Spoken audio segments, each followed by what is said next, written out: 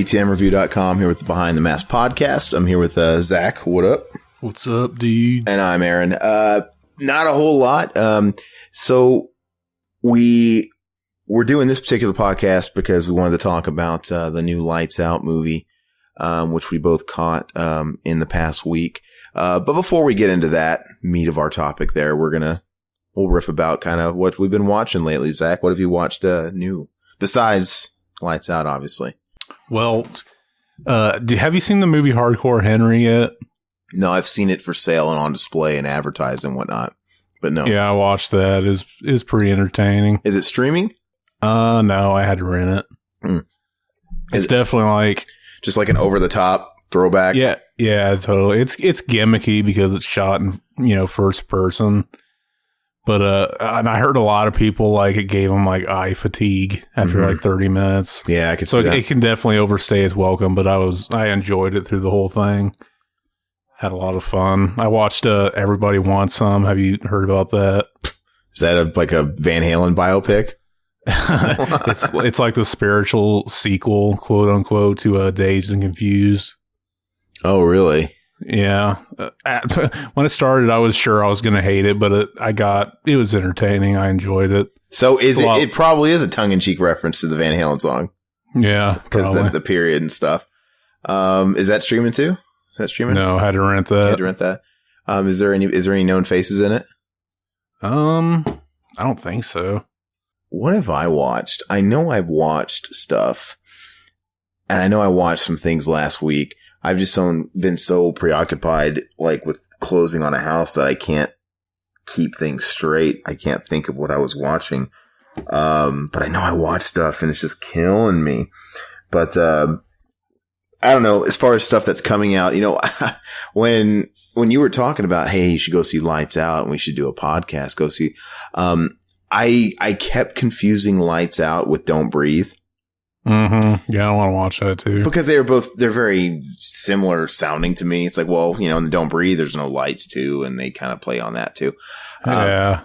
And so at first, when you said that, I kind of want to see Don't Breathe, because Don't Breathe looked a little better to me out of the two. Just because, I mean, not that I have a whole lot of faith in the Evil Dead people and, that whole thing, because Evil Dead was a monstrosity. But at least it was kind of a unique idea that hasn't been done before. So I wanted to try it out. But yeah, then I came to realization, wait, Lights Out is the other one that looked shittier. That looked like it was the James Wan produced, whatever. Everybody's trying to do the jump scare thing. But I do want to see, I don't know when it comes out though. When does Don't Breathe come out? Soon. It's got to be real soon. Yeah. But yeah, I'll probably go see that one too. Hopefully that one's pretty. Fucking teeth are whistling. Do you hear that? I can't. I'm doing that thing where you accidentally whistle, like the gopher on Winnie the Pooh. I don't know why I'm doing that lately. I don't know what's going on with me, but I hate myself for it. But other than that, I want to see that. And as far as new movie stuff, more mainstream type stuff, have you heard all the shit that Suicide Squad's getting? Yeah, it's like nothing but, I don't even think it's really middle of the road reviews. It's pretty much mediocre to bad. Everything. Yeah. I've seen a lot of like 1-star. I don't see anybody saying, "Oh, I loved it." Mm-hmm. Screw the haters. But it's I don't know, man. I don't know how you can blow like that, a movie like that, where it should at least be mindless fun. With the general premise and a bunch of bad guys, it should at least be mindless fun where at least you're entertained. But I heard that the plot goes nowhere. It's super confusing. It's just it's just scene after scene after scene, and it's not even lighthearted. I mean, I don't know. Mm-hmm. But I have no desire to see it. Of course, when I went and saw Lights Out yesterday, it was great because of course everybody was seeing that movie, seeing the Suicide Squad movie, right?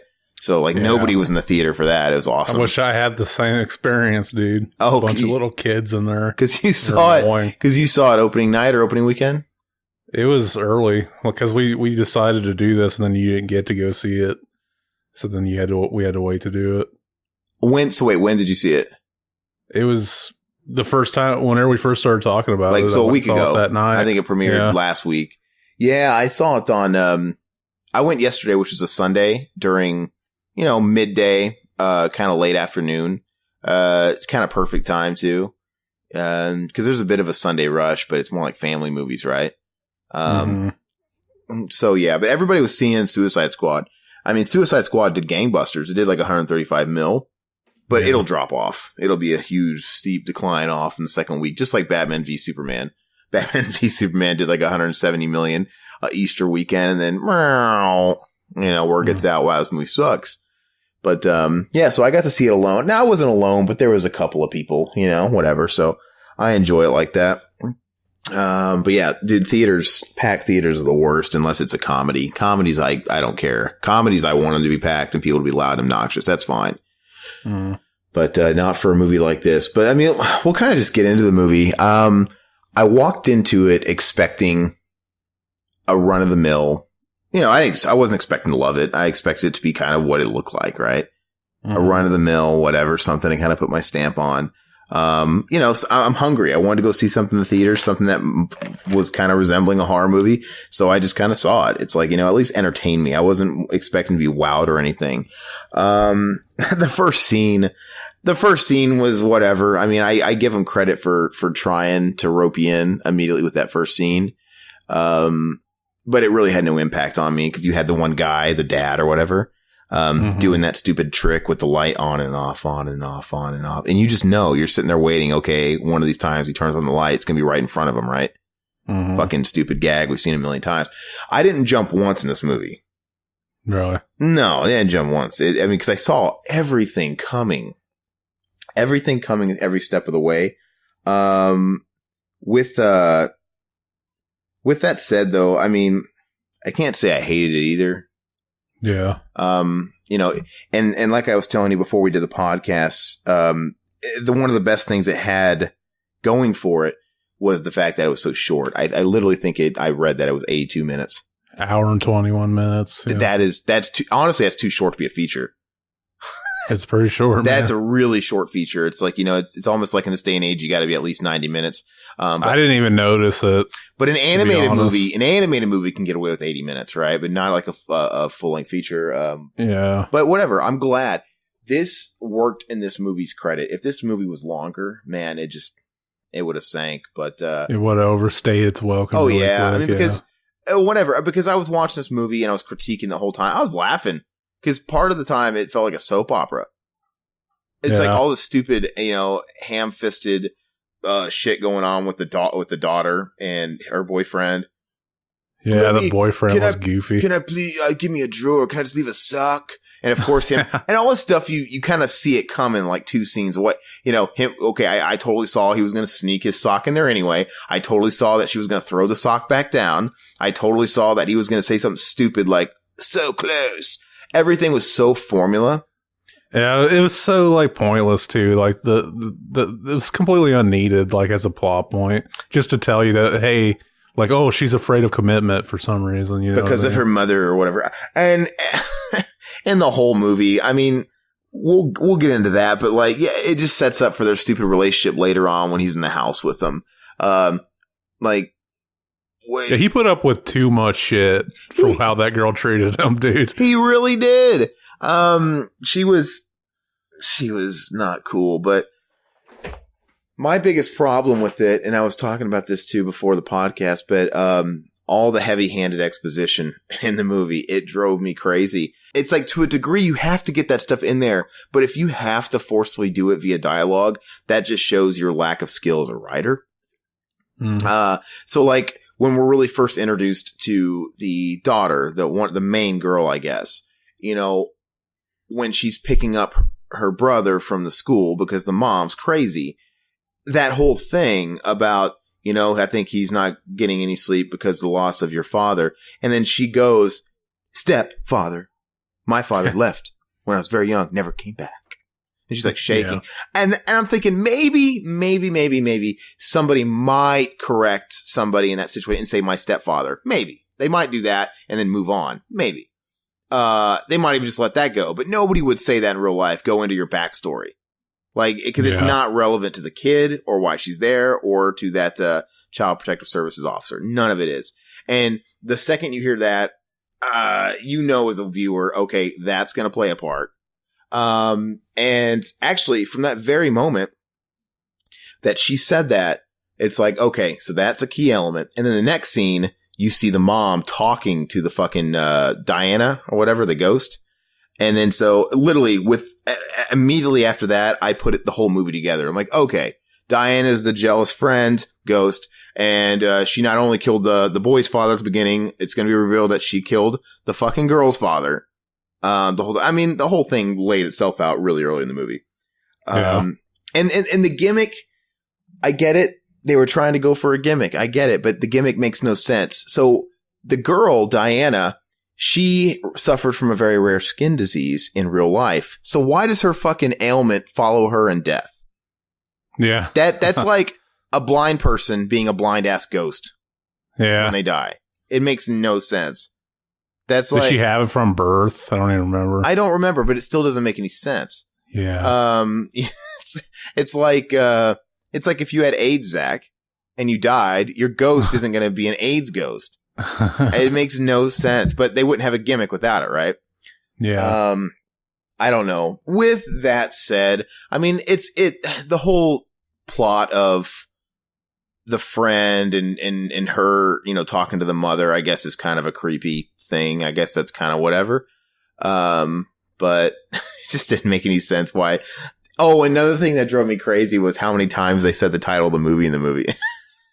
Right. So like when the mom is telling the boy, when she's confiding into him, telling him about Diana, right?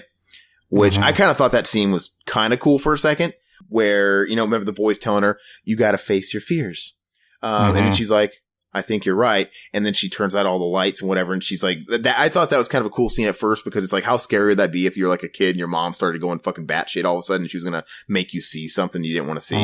Yeah. But it was so stupid. She's totally fine as long as you keep the lights out. Who says lights out over lights off? Because, and who does it more than once in a movie, multiple times? No, people say lights. I get it. They're being punny because for the title, it works. Lights out. I get it, right? Lights out. You're dead. Lights out. Yeah. It's a double entendre. But I think it would have worked better in the movie had she just said keeping the lights off. We still get it. Yeah. We fucking still get it. But all that stuff takes you out of the movie. I don't know. And I know I'm talking a lot, so feel free to interject and tell me what you think about some of this stuff. Just so anybody knows, like if you saw the trailer for this and thought, wow, that looks fucking really familiar, I'm pretty sure I've seen something just like that. You probably did, because like this was based on a short that was pretty viral back in 2013. And a lot of people were like watching it and filming reaction videos to it. And it was actually really effective. A lot more effective than it is in the movie, in that opening scene. You ever seen the short? It's on YouTube, I think. I never saw it. And if I did, I mean, I just don't remember it. But I don't know. I'm not knocking, like if I was a producer and somebody came to my door and they pitched me the general idea of that, I'd be like, okay, I'd give them a moment to talk more, right? Okay, pitch me a premise. You might have my interest for a second, but it just, from the get-go, it just sounds like nothing but a cookie-cutter, modern-day James Wan wannabe horror movie, right? Yeah, well, that's the thing. I guess James Wan saw the short and liked it, and he wanted to let him direct it, but it looks like they had somebody else write the screenplay, and he wasn't involved with that, so he did get to direct it, though. I mean, I'm such a cynical a-hole when it comes to like movies and stuff. And when I watch movies, sometimes I have a hard time just laying back and enjoying the movies because I'm too busy picking apart stuff. But I don't blame myself for that, because I can let it go and enjoy a movie. But like when it's so heavy handed, like it is in this movie, I can't look past it. I have to laugh. And like I've said to you too, prior to the podcast, one of my biggest beefs too, the script was bad. The script was not very good. So not only is it first of all, the exposition that like, for example, we already mentioned it, the girl at the beginning, oh, my father, they could have done that in a flashback. Do it in some sort of flashback. Do it in showing her having a dream or something. Anything is better than her unrealistically throwing it out there in dialogue, right? Maybe they just wanted. It was a conscious decision to make it only an hour and 20-something minutes from the beginning. It's such lazy writing, though. And another thing on the script. Oh, dude, I'm looking at what the writer's filmography, and he wrote the Nightmare on Elm Street remake. Oh, well, there you go. You know what? I'm glad I didn't know that before I paid money to see it, because I probably wouldn't have paid money to see it. Yeah. But it's another thing. Most screenwriters, it seems, are men, right? Mm-hmm. And we all know the stigma that men can't write women. You watch these movies and they write women in a very biased, sexist way, right? They don't know how women talk. They write them the way they perceive them, chests out, tits out. They don't know how to write children either. And it drove me crazy listening to this little kid's dialogue in the movie, because his dialogue was so adult, so mature, that no little kid his age would be talking like that. Oh, I heard people talking. Did you know the beginning whenever he's talking to his dad on, Skype or whatever? Yeah. Did you know FaceTime, I think it was. I saw, some people mentioned that there was a picture on his desk that looks so fucking bad. Did you notice it? No. Me neither. I guess it was just photoshopped. It looked like, I guess they just found headshots of the actors or something and photoshopped them by each other. Mm-hmm. To make the family picture that's on his desk. They couldn't take the time to get them all on set the same day and pose a picture. I've always thought it would be weird, to have that day on set where you're just taking the pictures for the pictures on desks and shit, that are in movies. They got to do that. Yeah, exactly.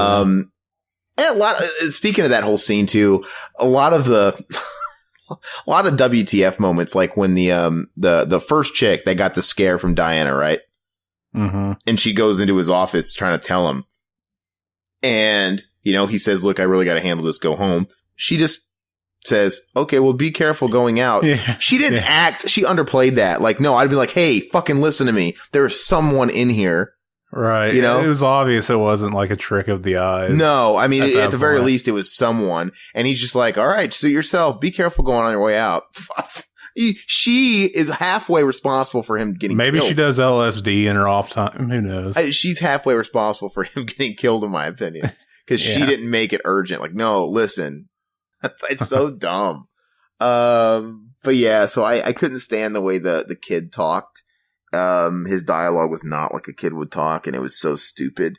It's not like in The Ring, right, where the kid's super intellectual. Yeah. It works for The Ring, right? Because you kind of get the vibe that kid's kind of special anyway. But no, it's every fucking movie, man. And I don't. Oh, and then of course you have everything was so formula. You had to have that gratuitous montage where she's getting the backstory. She finds the pictures. They're playing the music, and she's getting all the intel. And all of a sudden, she's so knowledgeable about everything that's going on. And I don't know. Everything about the movie, I had myself asking why. I always hate that too. Whenever that's how they find out what's going on, is they find a book or files, and it explains everything. Yeah, but everything in this movie had me asking, why are they doing this? Why are they doing that? The whole her going into the basement. Mm-hmm, it's why? Why are you leaving the kid alone? Why are you going in the basement? For crying out loud, when they were all staying with her, why do they all have to sleep in separate rooms? Yeah. I thought that I'm going to sleep with him. I'd be so scared. I'd be like, dude, I'm sleeping up there too. Yeah. They had the boyfriend just sleep by himself. It's why wouldn't you just sleep all together? Why was their intention to leave the kid alone? Yeah. It makes no sense. Let's all huddle up in the same room or something. Why is there a rule that he can't sleep on the floor or whatever? That made no sense to me. But it had to be that way so they could go downstairs and see him gone, yada, yada, yada, and then run to the bay. It's all setting up the next thing. Oh, there was a moment where I thought he was going to just say fuck it and actually leave his girlfriend. No, I saw that a million miles away when he left, and they were all shocked. It's no. I would have liked him better if he would have just left. I mean, people got a good laugh when he was leaving, but you knew he was coming back with cops. But yeah, I don't know. It just not a lot of why are they doing this moments? Why are they doing this moments? And I wondered at what point, why did the mom have such a shift in character? Remember where she was went to her bedroom to apologize to her and she slipped her the note? So it's like, at what point did she become, no, you don't understand her, she's my friend, to help me, I need help, like or was it always, you know what I'm saying? Where was the turning point? It's hard telling if it was just always like that or if she's afraid of her or what. I mean, I don't know. It's just, I don't know. But yeah, the going in the cellar thing was silly. It was nothing but plot device after plot device after plot device. Oh, and then they go in the cellar. Oh, here's our fucking giant ass black light that everybody just has lying around the house. That part fucking killed me. I'm like, really? I looked at the person I was seeing the movie with. I'm like, oh, okay, because we all have one of those. Okay. And she pulls it out, like, how convenient. And then since she found that giant ass black light that nobody has unless you work in forensics, it makes no sense. And then because she has the black light, she's able to see the messages on the walls, right? Ooh, another It must have been written in semen. Yeah, exactly. Plot device, fingerprints, plot device that leads to another plot device, that leads to another plot device. And then, of course, the whole, we can see the ghost in the black light doesn't actually hurt her. And the whole thing is stupid. And then the boyfriend brings the cops back. The cop scene pisses me off because they're pretty incompetent. Yeah, it's just like I said. The one cop, the black cop, the guy, he starts opening. He goes around the corner. They let her. The one cop is getting him out of the cellar, and then the male cop goes around the corner. He opens fire like 7 rounds on this ghost, and then the reaction of the female cop was just like, Andrews? She didn't hear the shots. No, it's like, dude, you did not hear 7 rounds getting popped off right around the corner in the next room? Like, react. She didn't. She peeks, she bends her head down to talk in a little shoulder mic, and she just kind of goes, requesting backup? Like, and then she kind of like very slowly goes in there. I'm like, first of all, like, that's why I asked you, I thought maybe they did some editing or some reshoots or something. They might because have, yeah. The way she was playing off that scene was like there was no gunfire. Yeah, like maybe she heard something or whatever, right? Mm-hmm. But still, it came off so hammy and stupid. And another thing, so you hear gunshots, and she saw her partner lie on the ground and get dragged away, right? And then she was alerted. Yeah. And then why leave the kid and everything right there? Isn't that what backup's for? You call for backup, and you kind of like, wouldn't you stay with them and kind of guard them? Yeah. That's what backup's for. Yeah. Don't fucking go after it. Then it makes no sense. These cops are, once again, it's lame on the writer's part because they're not writing an officer correctly. They're not writing a kid correctly. They're not writing people correctly. And whatever. I'm not trying to be super judgmental because I'm not saying you can't. We like a lot of bad movies. We literally just finished doing a Night of the Demons 2 commentary, right? We like stupid movies with stupid, but sometimes it bugs me. I think if the movie's trying to be serious, then that's when I get mad, right? Yeah. But like we can watch a movie like Night of the Demons 2 and totally laugh at the stupid stuff. I'm not going to go, why would this person do that? Why would this person do that? It's fun. It's part of the entire essence of what's going on. But how'd she fake her head getting cut off, man? Yeah, but when we're watching a movie that's clearly setting a tone that's trying to be seriously scary, that's when it's like, okay, that's when it's exposed. Like, okay, you're just not, it's just not. Can I just mention too, while we're at it, I hate this trend of freaking making trailers where it shows people in the audience screaming. Do they do that? Those? Yeah, the night vision shots of the audience watching the movie from like the test screenings. Yeah, dude, nobody fucking jumped once when I was watching. I always assume it's not even really the movie they're watching. It's just like archival footage they can use for any kind of trailer. It wasn't scary. It wasn't that kind of scary to me. It wasn't very. I don't know. I'm almost convinced everybody making horror these days should just go for straight up campy all the way because nobody's going to be able to pull an Exorcist, where something like The Exorcist, they were trying to be serious and scary and the dialogue and everything was written so well. If you can't do it, stick with campy. Get freaking Jim Varney to star in your horror movie. Yeah. Make movies written based on books again. Like books that are scary. Whatever you got to do. Stop ripping off existing crappy movies and start buying up book rights. There's got to be some untouched properties out there. Yeah, and there's never been a freaking movie made, or well, actually there has now. Joe Hill, Stephen King's son. Oh, really?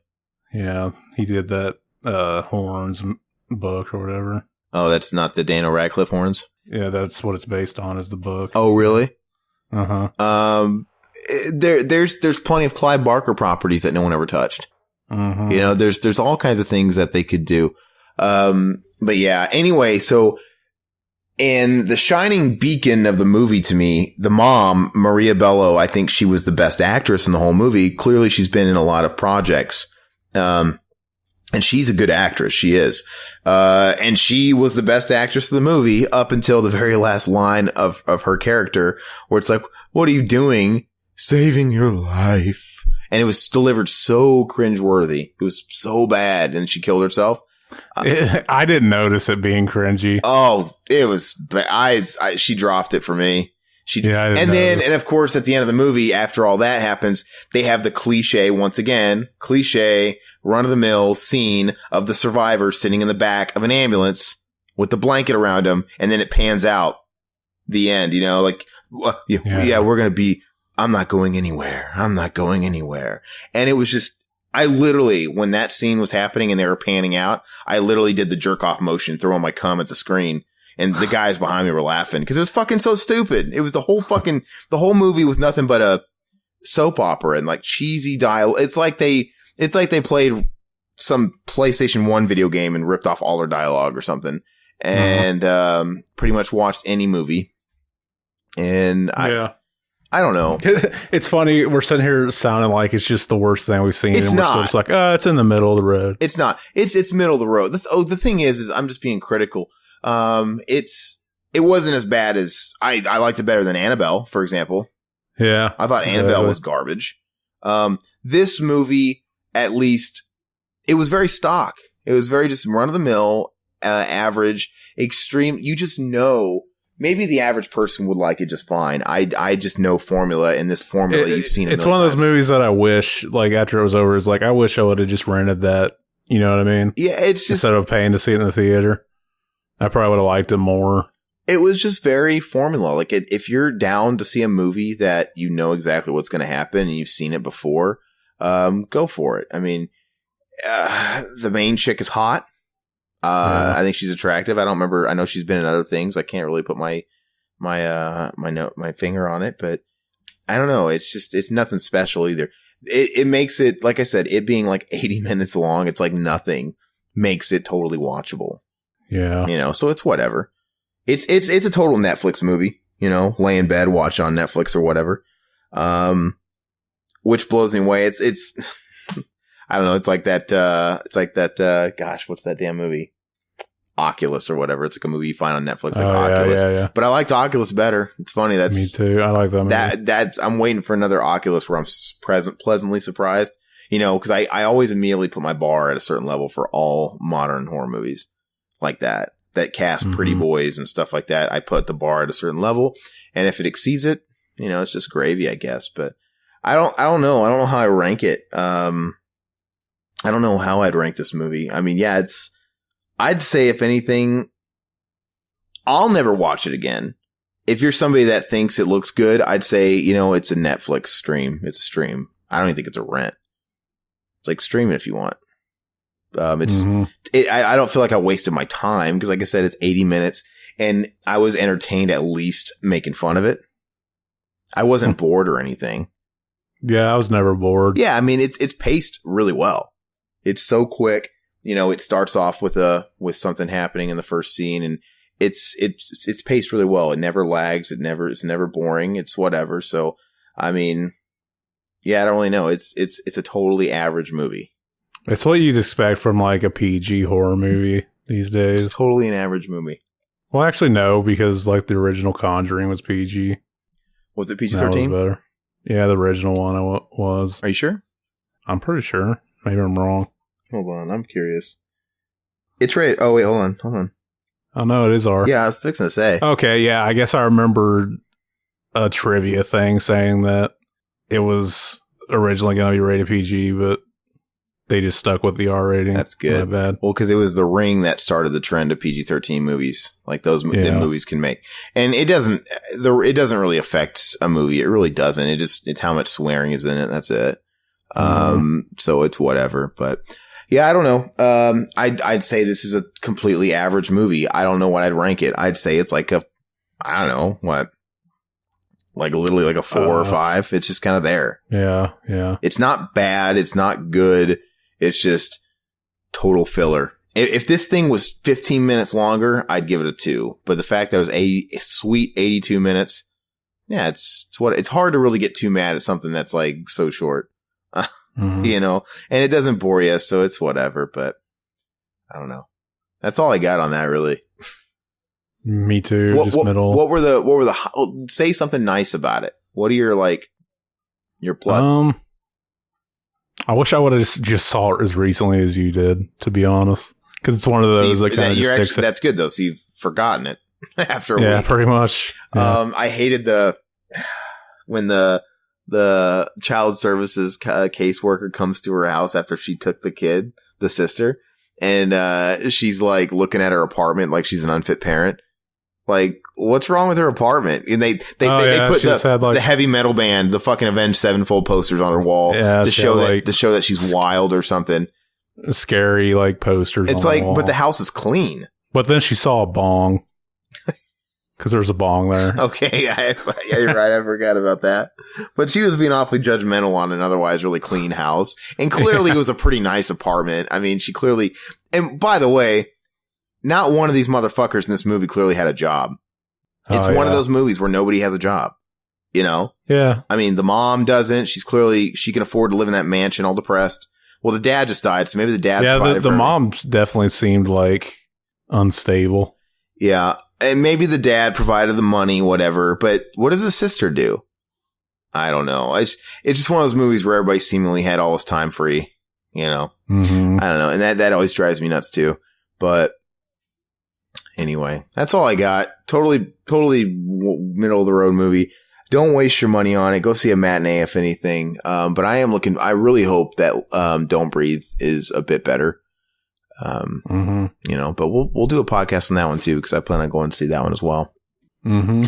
Any final thoughts?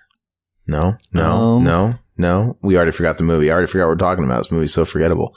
But yeah, so catch us next time. I have a feeling our next podcast probably will be for Don't Breathe, because I think it literally comes out in the next week or two. It has to, with the promotion that's been going on. If it has to be coming out any time now. So we'll be back for that one. Let us know what you think about Lights Out. If you did see it, let us know if we're just cynical, critical assholes, or if we know we're right on the money. If you like the movie, tell us why you like the movie. I like debate.